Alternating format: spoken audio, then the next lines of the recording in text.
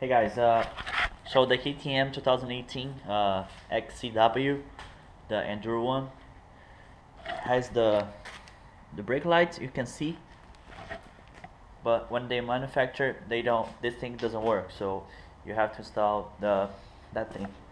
I'll show you. Where's that? What they call the engineering brake light switch.